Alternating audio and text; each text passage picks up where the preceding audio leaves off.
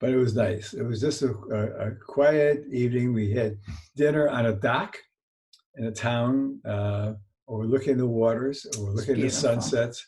It was a beautiful evening. Beautiful.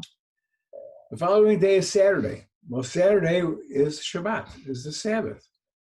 So Gary can't drive, and he can't ride a car, and he can't go anywhere until the Sabbath is over. So we had our Palestinian driver take us. And this was our day to understanding Jesus. From our hotel, we went to Bethlehem.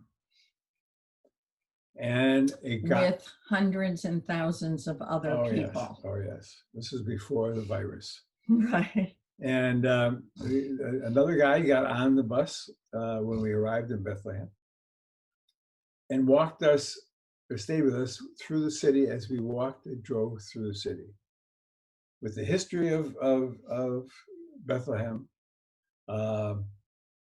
it was very meaningful as the pieces started to fold together, realizing once again that these people that we read about, the Jesus and the Moses and the Abrahams and the Isaacs and the Jacobs, really lived and really walked the streets of this area. Mm-hmm.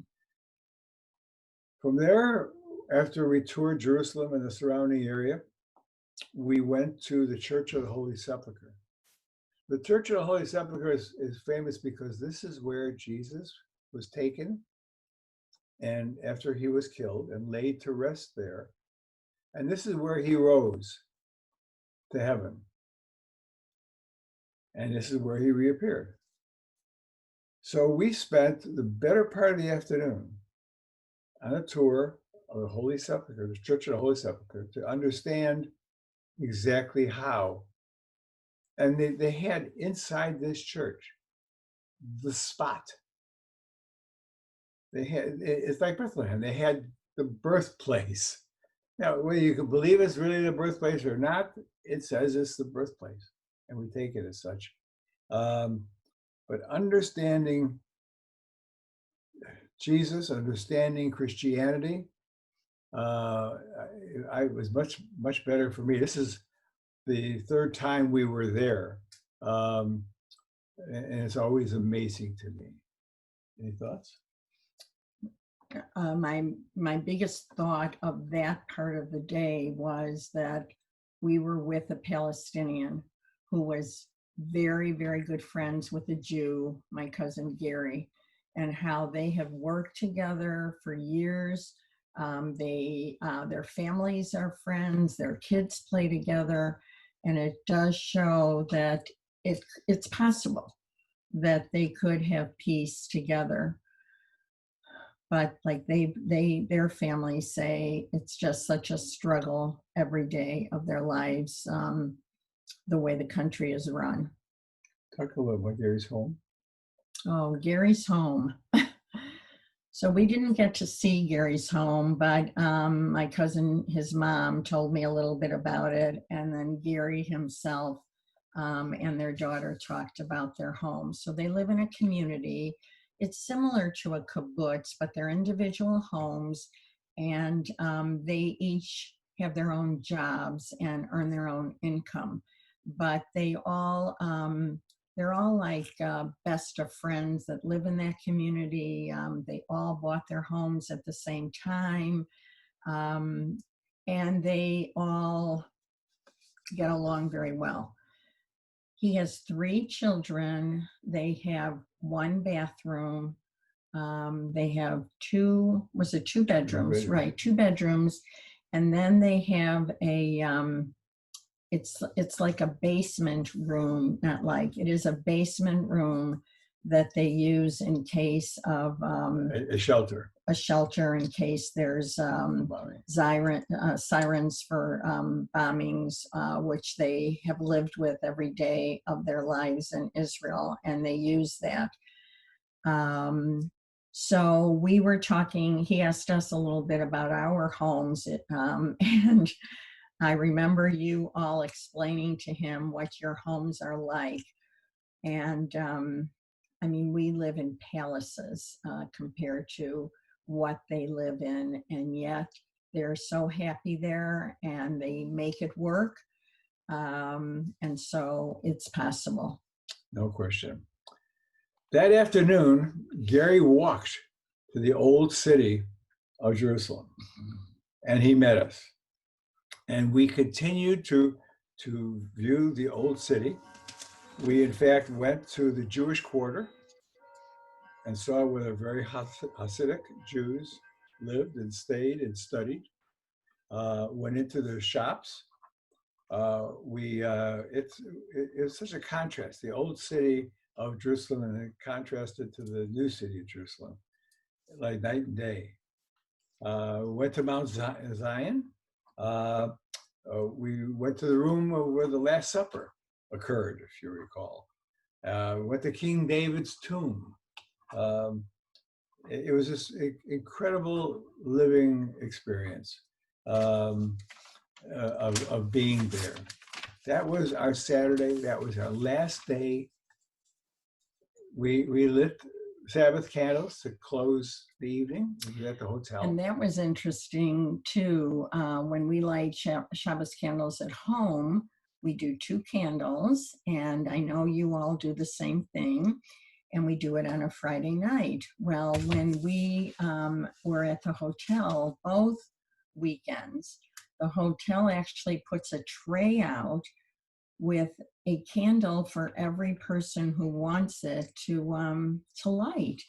And so that night, I mean, we were 13 alone, and then there were other people in the hotel as well. So there were so many candles that were lit, and it was such a beautiful sight, and warm feeling, and an amazing feeling being in a country that we were not the minority, which we all have lived through the experience of living as a minority group. I just felt it was at that moment a nice feeling being in a Jewish state. As we traveled the country, we stayed and saw things that we had never seen before. One of the cities we stopped in was a city called Safat. Safat is well known because it's very Hasidic, very Orthodox, and they study Kabbalah. Kabbalah is a certain segment of very highly ritualistic Judaism. Very extreme. Very extreme. We're walking down a street, very narrow streets. No cars, just a walking street. Just to give you an idea of one of the experiences we had.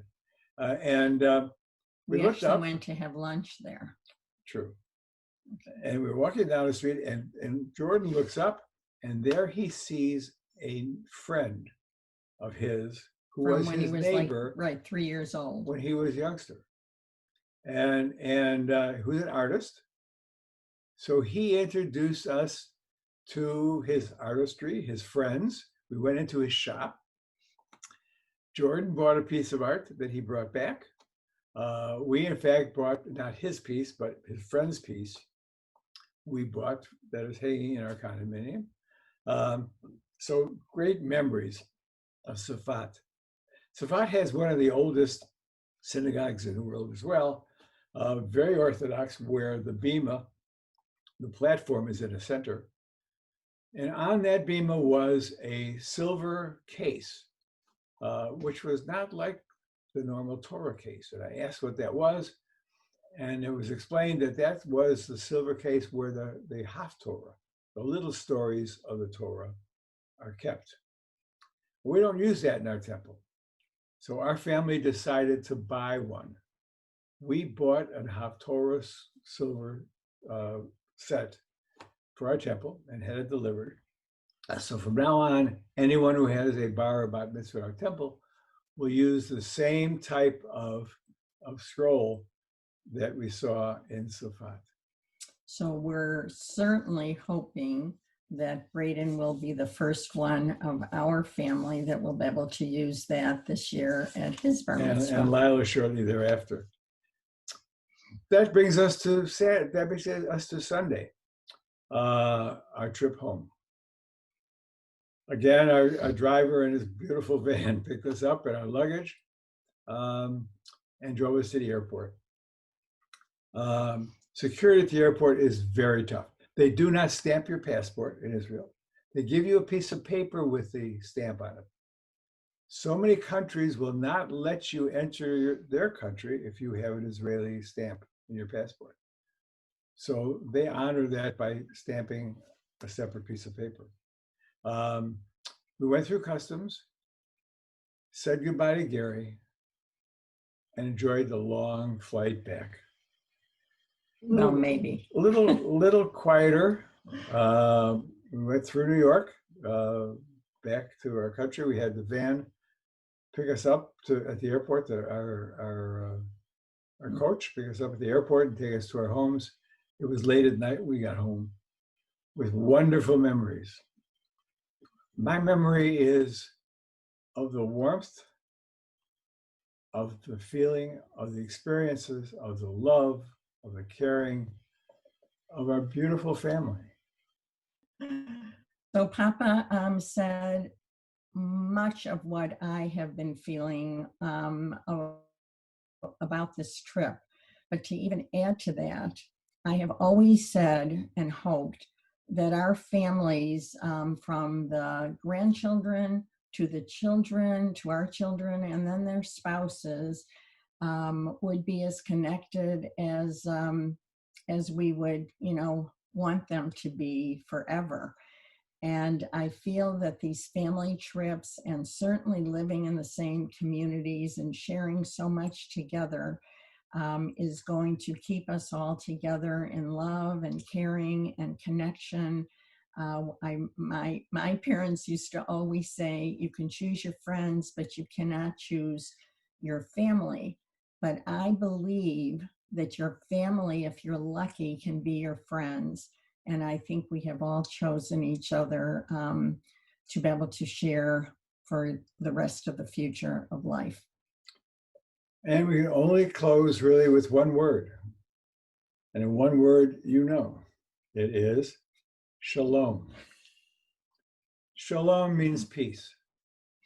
And we have it. We have it in our family. God bless you. Love you all.